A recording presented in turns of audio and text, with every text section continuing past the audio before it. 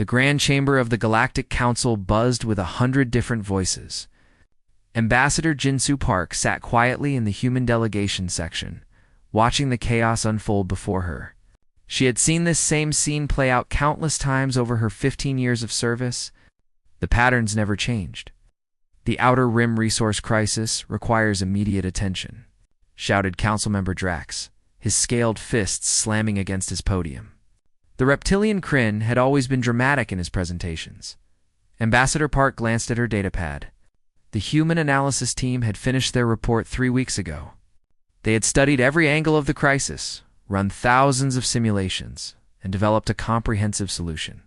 As always, they had done their homework. "The human delegation has prepared recommendations," announced Council Director Zethrin, his 4 eyes blinking in sequence as he gestured toward Park.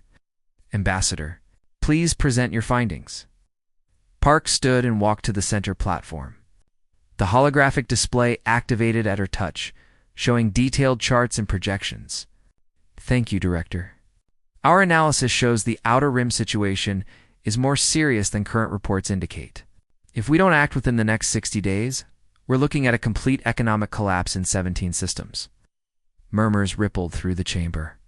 Some delegates leaned forward with interest. Most looked skeptical. "We've identified 3 primary factors," Park continued, her voice calm and professional. "First, the mining operations have depleted faster than predicted. Second, the transport routes are being disrupted by increased pirate activity. Third, and most critical, the local governments are on the verge of conflict over remaining resources." She expanded the hologram to show their proposed solution. Humanity recommends a coordinated response. Redistribute resources from core systems temporarily, establish protected shipping lanes, and deploy peacekeeping forces to maintain stability while we implement long-term solutions. Councilmember Rex, a tall being whose crystalline body refracted light in rainbow patterns, made a sound like breaking glass, his species' version of laughter. "Ambassador Park, with all respect to humanity's enthusiasm, this seems excessive. The Outer Rim has faced difficulties before. They always resolve themselves." "The data suggests otherwise," Park replied, keeping her tone neutral. She had learned long ago that showing frustration changed nothing. "Humans always see disasters around every corner," added Councilmember Clara, her tentacles waving dismissively. "Your species has been with the Council for 200 years. And in that time, you've predicted 47 major crises. Perhaps you're simply too cautious." Park felt the familiar weight of this argument. Yes, humanity had predicted 47 crises.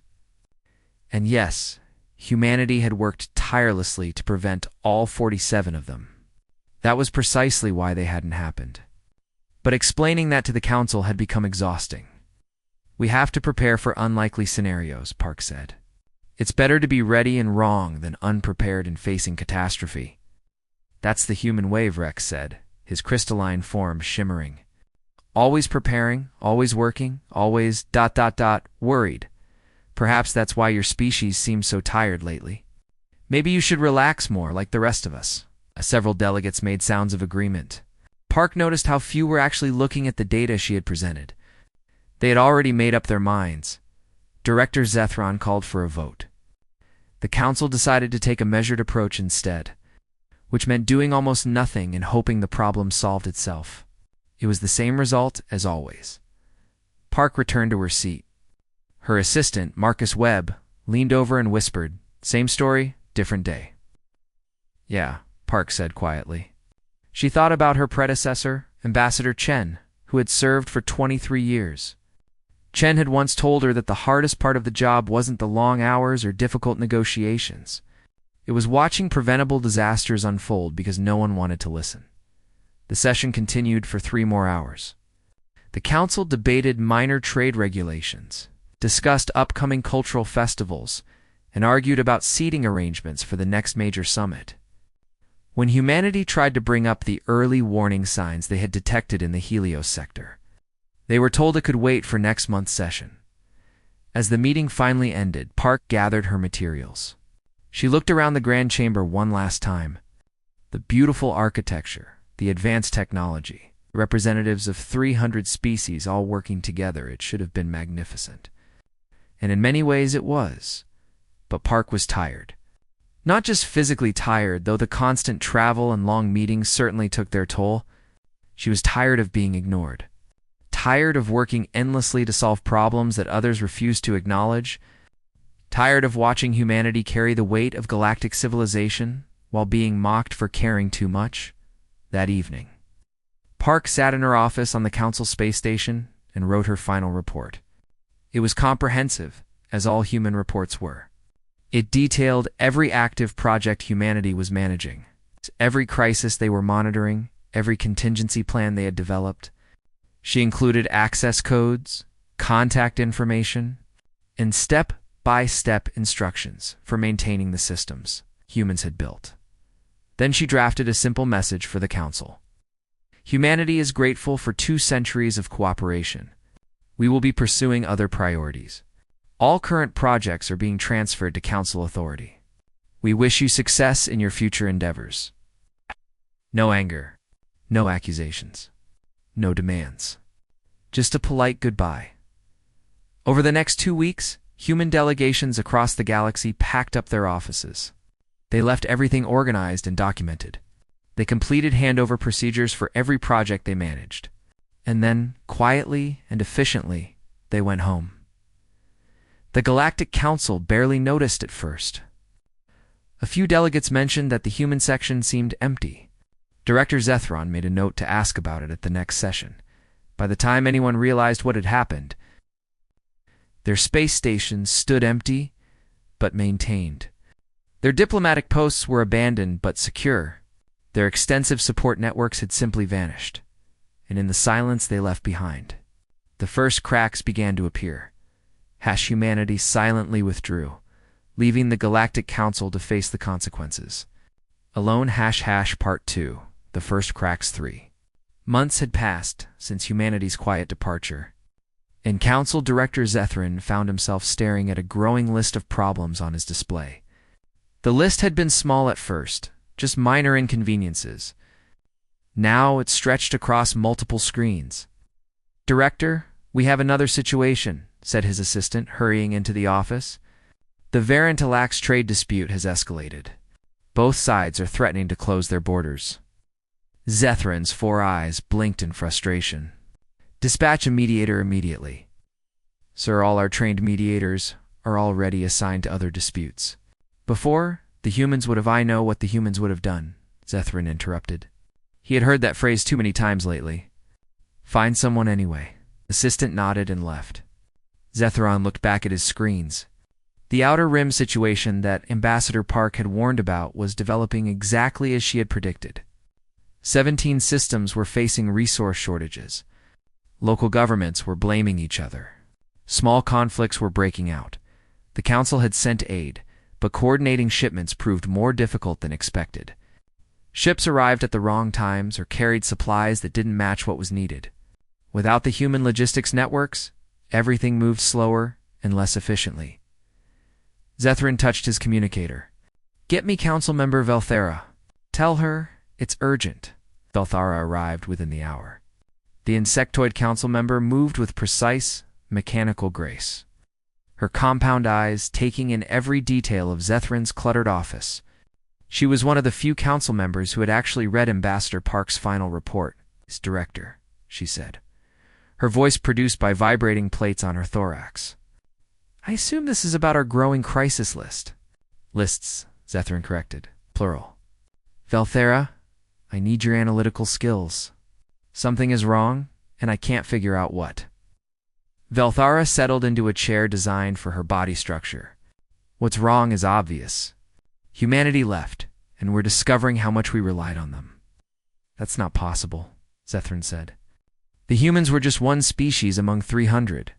Important, yes, but surely not critical." "Then explain our current situation," Velthera challenged. "Explain why everything is falling apart." Zethrin pulled up statistics. Trade efficiency is down 18%. Response times to emergencies have doubled. Minor disputes are lasting 3 times longer than before. And we have incidents that would normally be resolved immediately still pending after weeks, Pirates, Valthera asked. Bolder. Much bolder. 6 major raids this month alone. Border disputes. 14 active conflicts. We used to have 1 or 2 at most. Valthara made a clicking sound, her species equivalent of a sigh. Director, I've been investigating something. May I show you? She activated her own datapad, projecting information into the air between them. These are the human databases left behind. Not classified information, just routine operational data. Look at this. Projection showed a web of connections. Thousands of lines linking different systems and operations. This is what humanity was managing on an average day. Supply chain coordination, conflict mediation, pirate patrol routes, emergency response protocols, and more. Much more.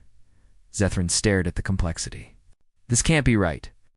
We would have known if humans were handling all this, would we? Valthara expanded another section. Here's the communication network. Humans maintained real-time connections across the entire council space.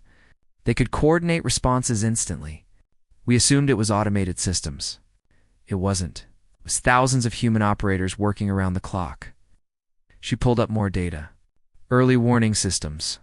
Humans had sensors and analysis teams monitoring everything from asteroid trajectories to economic indicators. They predicted problems weeks or months in advance and quietly solved them before they became crises. But surely we have our own people doing these things, Zethrin protested. Do? Or we did. But look at these work logs. Valthera showed him assignment records.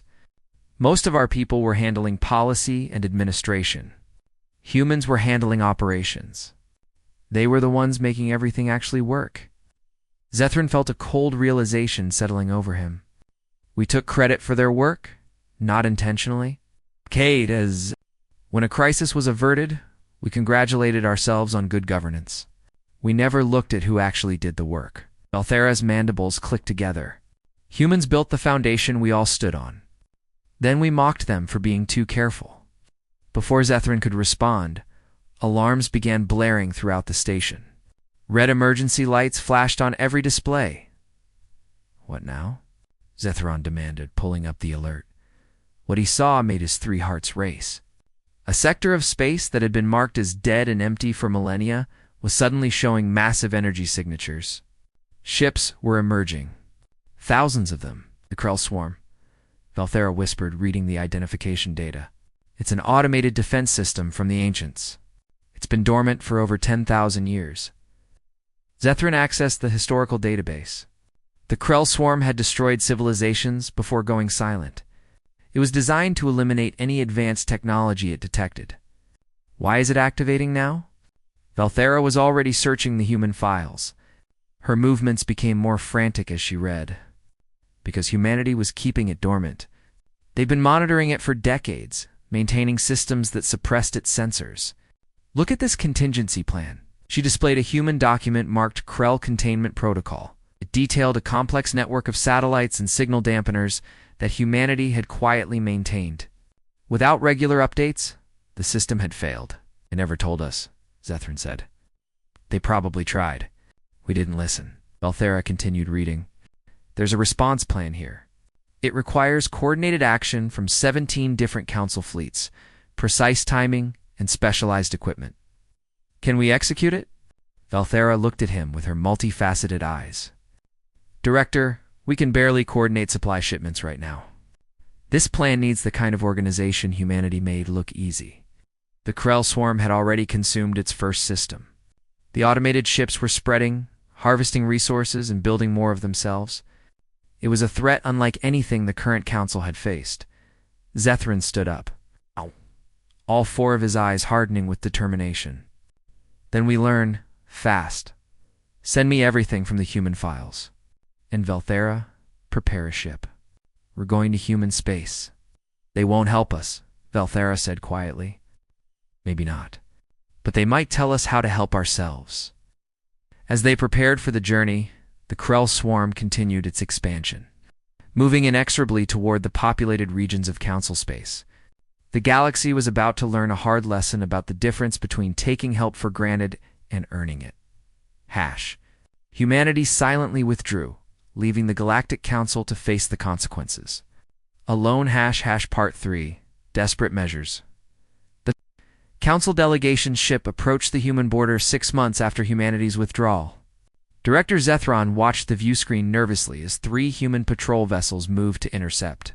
They weren't aggressive, just precise and professional.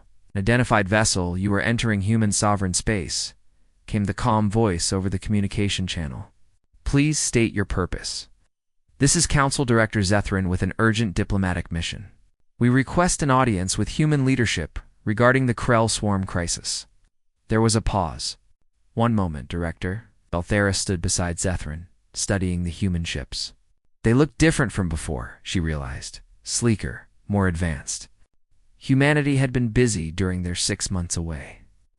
Director Zethron, the voice returned. You are cleared to proceed to Station Harmony. A diplomatic liaison will meet you there. Please follow the designated flight path exactly. As they traveled deeper into human space, the delegation saw things that surprised them.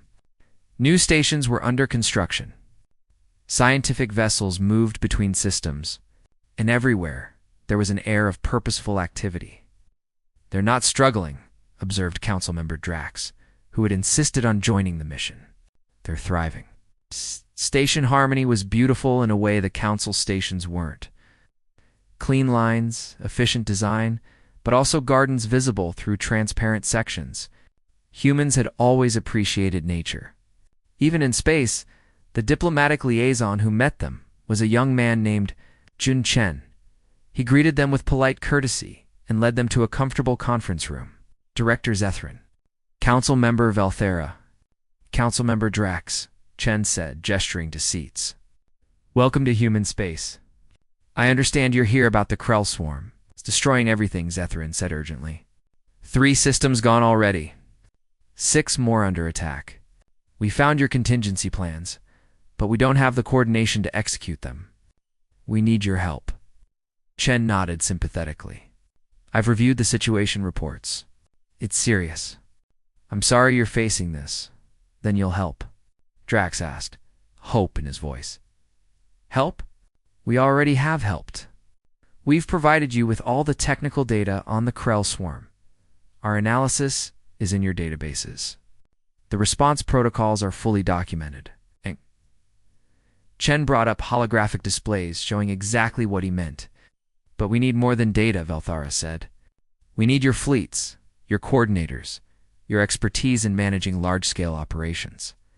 Chen's expression remained pleasant but firm. With respect, Council Member, no. Humanity is not returning to manage galactic affairs. Then the Council will fall. Drax shouted, slamming his fist on the table. Millions will die. That would be tragic, Chen agreed quietly. And if humanity believed the Council truly couldn't handle this, we might reconsider. But we don't believe that. You can do this. You simply haven't tried. Zethron felt anger rising. How can you say that? You've seen what's happening. Director, may I show you something? Chen didn't wait for an answer. He activated a different display. These are records from the past 200 years. Human Council interactions. The delegation watched as centuries of data flowed past. Reports submitted and ignored. Warnings given and dismissed. Human casualties and peacekeeping missions barely acknowledged. Innovations humanity developed, only to watch others take credit. This is the Tarvon crisis. Chen highlighted one section. Humanity lost 17 ships and 400 personnel, preventing a war. The Council's official records mention successful diplomatic intervention but don't note who died making it possible. He showed more examples. The Helios Plague, the Merchant Guild collapse, the Outer Rim Rebellion. All prevented by human work. All credited to Council wisdom. Althera felt something like shame, though her species experienced emotions differently. We didn't know. No, Chen agreed. You didn't ask. And that's the problem. You saw humanity as the Council's maintenance crew. Useful, but not worth thinking about. That's not fair, Drax protested, isn't it? Chen pulled up more recent data. Ambassador Park presented 17 major warnings in her final 2 years. The Council acted on none of them. She offered solutions to 43 emerging problems. You implemented 5, and those only partially. We thought she was being overcautious, Zethrin said weakly. She was being human. We plan ahead. We prepare. We solve problems before they become crises, leaned forward. And now you're facing a crisis you can't ignore, and you're learning what it's like when no one does that work. The room fell silent. Finally, Valthara spoke. So, this is punishment? Revenge? Chen looked genuinely surprised. No, this is boundaries. Humanity gave and gave and gave. We solved your problems, managed your crises, kept your civilization running smoothly. And in return, we were mocked for caring too much. He gestured to the windows where human ships moved through space. We have our own dreams, our own explorations, our own culture to develop. We spent 2 centuries sacrificing those things to keep the galactic community safe. We're not angry at you. We're just done sacrificing ourselves. But people will die, Zethrin said desperately. Yes, they might. Chen's voice was sad but steady, and that's terrible. But we gave you everything you need to prevent it. We taught you how to coordinate. We documented every process. We left detailed instructions for every system we maintained. Teaching isn't the same as doing, Drax growled. No, Chen agreed. Doing it yourself is harder. But it's also the only way you learn. The only way you grow. He stood and walked to the window. Director, you have 300 species in the council. Brilliant minds, incredible diversity. Vast resources. The only thing you lack is the habit of working together effectively. Humanity can't give you that. You have to build it yourselves.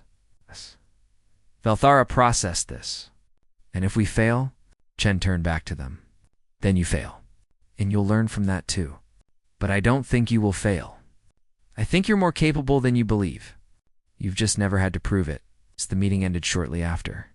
As the council delegation prepared to leave, Chen gave them something else. This is updated intelligence on the Krell swarm. Real-time data from human monitoring stations. We're not helping you fight, but we won't let you face it blind. On the journey back, the delegation was quiet. They had come seeking salvation and received only information and faith in their own abilities. He's right, Valthera said eventually. We can do this. We just never had to before. Zethrin looked at the data Chen had provided. It was comprehensive, detailed, exactly what they needed. We have to try. No more waiting for someone else to fix our problems. When they returned to council space, they found the situation had worsened. The Krell swarm was approaching the outer territories, and as Director Zethrin prepared to address the council, he knew that everything depended on whether they could finally learn to stand on their own. Humanity silently withdrew, leaving the Galactic Council to face the consequences alone. Part 4. Learning to stand the Council's first major offensive against the Krell swarm was a disaster. Director Zethrin watched from the command center as 17 fleets attempted to execute the human contingency plan. They were supposed to strike simultaneously, creating a coordinated net that would trap and destroy a major Krell formation. Instead, the fleets arrived at different times, communicated poorly, and pulled back when the fighting got intense. The Krell swarm tore through them with mechanical efficiency. 47 ships destroyed. Thousands dead. And the swarm continued its expansion, now consuming resources to build even more of itself. This is a catastrophe, Councilmember Clara said, her tentacles drooping in despair. We're not equipped for this. We should surrender, suggested Councilmember Vrex, his crystalline body flickering dimly. Negotiate with the swarm somehow. It's a machine, Valthera snapped. It doesn't negotiate. It consumes and builds. That's all it does. The council chamber erupted in arguments. Some blamed the fleet commanders. Others blamed the plan itself. Many blamed Zethron for not convincing humanity to return. The unity they needed was fracturing before the crisis had even peaked. I call for a vote of no confidence in Director Zethron, Vrex announced. His leadership has failed us. The vote was scheduled for the following day. Zethron returned to his office, exhausted and defeated. Valthara followed him. They're going to remove you, she said. I know. Zethrin collapsed into his chair. Maybe they should. We're not ready for this. Humanity was right. We don't know how to do this ourselves. Valthera made her clicking sound.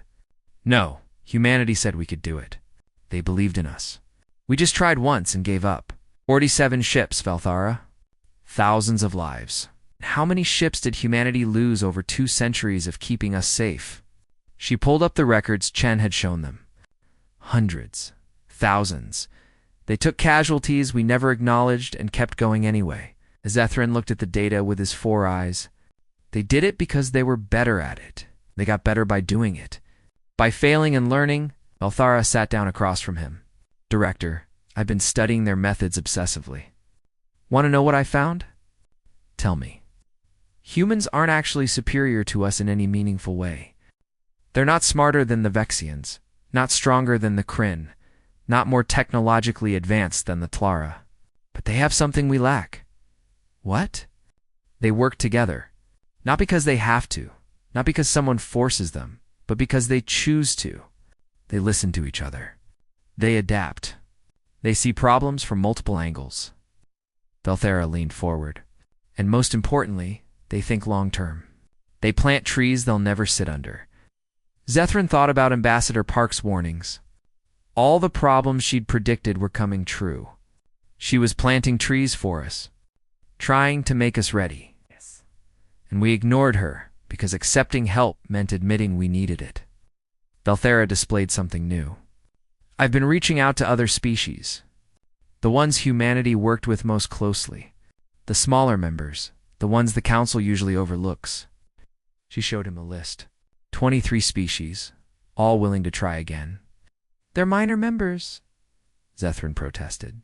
Not the main powers. The main powers are the ones calling for your removal and arguing about blame, Valthera pointed out. These species learned from humanity because they had to. They're ready to try. That night, Zethrin didn't sleep. He studied everything humanity had left behind. Not just the technical data, but the philosophy behind it. How humans approached problems. How they built teams. How they turned different strengths into unified force. The next day, before the vote of no confidence, Zethrin did something unprecedented. He addressed the entire council with a broadcast that couldn't be interrupted or voted down. Members of the council, he began. Yesterday, we failed. 47 ships destroyed. Thousands dead. Many of you blame me. You're right to do so. But removing me won't solve our problem. He pulled up the human records. For 200 years, humanity carried us. They solved our problems, managed our crises, kept our civilization running. And what did we do? We mocked them, dismissed them, took their sacrifices for granted. Murmurs spread through the chamber. Zethrin continued. Now they're gone and we're discovering the truth. We're not incapable. We're unpracticed. We've been passengers in our own civilization, letting humans drive while we argued about the scenery. What's your point? Vrex demanded. Should we beg them to return? No, we should prove they were right to believe in us. Zethrin displayed the coalition Valthera had built. These 23 species are ready to try again. Not because they're confident, but because they're willing to learn. I'm asking the rest of you to join them. And if we fail again, Talara asked, and we fail better, we learn, we improve, like humans did. Zethrin's 4 eyes blazed with determination. They succeeded because they never gave up, because they believed cooperation was worth the cost. Are we really going to prove we're less than them? The vote was close, but Zethrin kept his position. More importantly, enough council members agreed to try his approach. Not all of them, but enough. Over the next weeks, Valthera's coalition trained together. They studied human coordination methods. They practiced communication protocols. They learned to listen to each other and adapt plans in real time. Council member Drax, surprisingly, became one of their strongest supporters. Humans taught me something, he admitted to Valthera. Pride is fine, but not when it gets people killed. Their next engagement with the Krell swarm was different. The coordination wasn't perfect. Communication was clumsy. Several fleets made mistakes. But they stayed together, adapted to problems, and supported each other when things went wrong, and they won. It wasn't clean or easy. They lost ships. They took casualties. But when the battle ended, a major Krell formation had been destroyed. The swarm's advance had been stopped, at least temporarily. In the command center, exhausted crews celebrated. Zethrin felt something he hadn't experienced in months. Hope. "We did it," Valthera said, her compound eyes reflecting the displays. "Not perfectly, but we did it." "It was ours," Zethron agreed. "Not humanity's victory. Ours." That night, as repairs began and battle reports came in, long-range sensors detected something new. The readings made Zethrin's 3 hearts skip beats. "What is that?" he demanded. The sensor technician, a young Vrexian, looked terrified. "Sir, it's what the Krell swarm was protecting. The records call it the Krell Nexus. It's enormous." The holographic display showed a structure the size of a small planet, covered in weapons and factories. The swarm they'd been fighting was just the preliminary defense system. This was the real threat. The thing humanity had been quietly preparing the galaxy to face for decades, and the Council would have to face it without them. Humanity silently withdrew, leaving the Galactic Council to face the consequences. Alone Part 5, standing together the Krell. Nexus emerged from dark space like a mechanical god. It was a sphere 30,000 kilometers in diameter, covered in factories that built weapons, and weapons that destroyed anything in range. Long-range sensors showed it was already constructing. New swarm fleets. Director Zethron stared at the readings and felt the weight of impossible responsibility. This was what humanity had been preparing for. This was why Ambassador Park had pushed so hard for coordination and planning. And now, the Council had to face it alone. "How long until it reaches the inner territories?" he asked. "At current speed, 37 days, Valthara reported. It's moving through the outer systems, consuming everything in its path. Each system it takes makes it stronger." Zethrin pulled up the human files on the Nexus. There was a plan, of course. Humanity had spent decades developing it, but it required everything the Council had learned and more. Perfect coordination, absolute trust, and sacrifice. "Assemble the full Council," he ordered. "Everyone, no exceptions." 3 hours later, every Council species had representatives present, even those who had argued against Zethrin's methods. The threat was too great for politics now. "This is the Krell Nexus," Zethrin began, showing them the impossible scale of what they faced. "It's an automated fortress from an ancient civilization. It was programmed to eliminate advanced species to prevent galactic wars. Humanity discovered it decades ago and has been maintaining systems to keep it dormant. And they never told us?" Brex demanded. "They tried," Valthara said quietly. Ambassador Park's report from 7 years ago mentioned critical dark sector monitoring. It was in the section we voted to discuss later. The chamber fell silent at that reminder. Zethrin continued. "Humanity's plan requires every fleet we have, perfect timing, and coordinated strikes on 17 critical points simultaneously. If we miss even one, the Nexus will adapt and become impossible to defeat." "Then we're doomed," Clara said. "We barely managed to coordinate one successful battle. This requires perfection. It requires us to be what we should have been all along," Zethrin replied. "United, truly united, not just politically, but operationally." He made a decision then. "Before we begin, I want to send one message to humanity. Not a call for help, but something else." Zethron recorded the transmission himself. "Ambassador Park, Minjin, Chen, and all of humanity. This is Director Zethrin. We faced the Krell Nexus, and we understand now what you were preparing us for. I want you to know that we finally learned the lessons you tried to teach. We learned to work together. We learned to listen. We learned that preventing disasters requires sacrifice and effort, not just hope." He paused, choosing his words carefully. "You were right to leave. We needed to learn to stand on our own. If we survive this, we will build something better. A council that earns its name through cooperation, not complacency. If we don't survive, please remember us as those who finally understood." The message was sent. Zethrin expected no response, and he received none. Humanity had made their position clear. Over the next 30 days, the Council transformed itself. Species that had barely communicated before now worked side by side. The Kryn's strength, the Vrexians' computational abilities, the Tlara's adaptability, all combined under human-inspired coordination protocols, Drax led fleet training exercises with intensity that surprised everyone. Humans didn't become good at this overnight, he told his crews. They practiced until it was instinct. We don't have years, so we practice until we collapse. Velthera coordinated the logistics, ensuring every fleet had what it needed when it needed it. She worked 20-hour days, sustained by her species' ability to function with minimal rest. When someone asked why she pushed so hard, she said, "Because humanity did this for us every day for 2 centuries. The least we can do is match their effort for 30 days."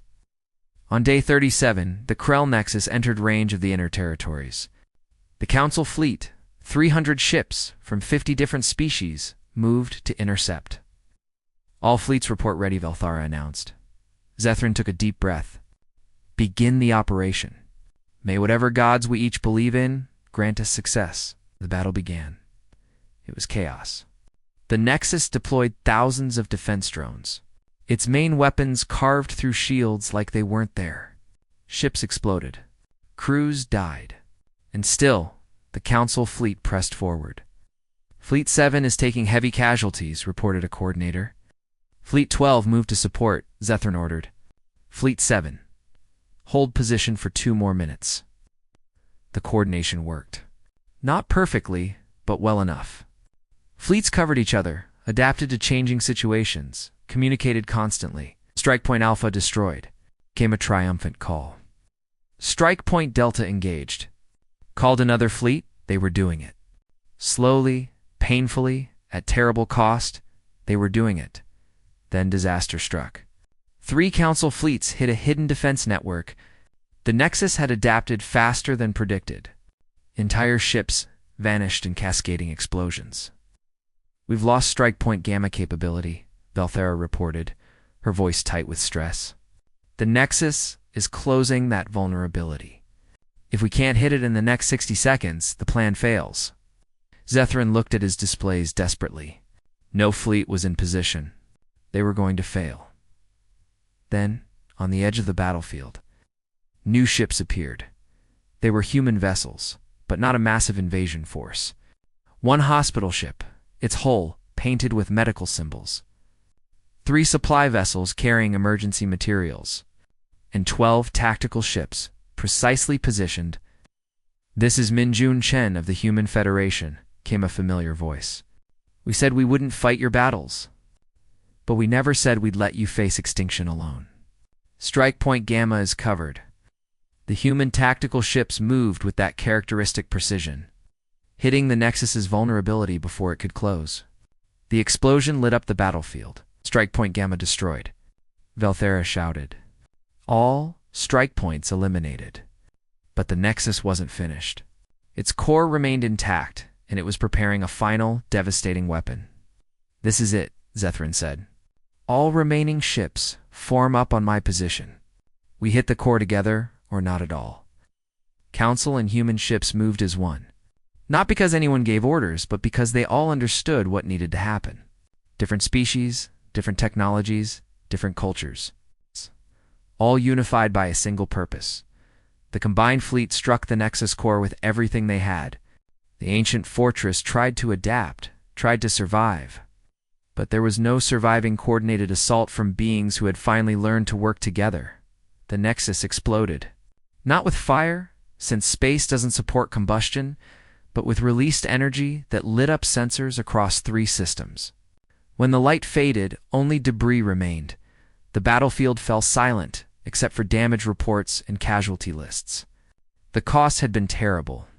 Hundreds of ships destroyed, tens of thousands dead, but they had won. In the command center, Zethrin found he couldn't speak. Velthera stood beside him, her compound eyes reflecting the aftermath. Chen's face appeared on the communication screen. "Director, Council member. You did well," You saved us, Zethrin managed to say. No, Chen corrected gently. You saved yourselves? We just covered one gap.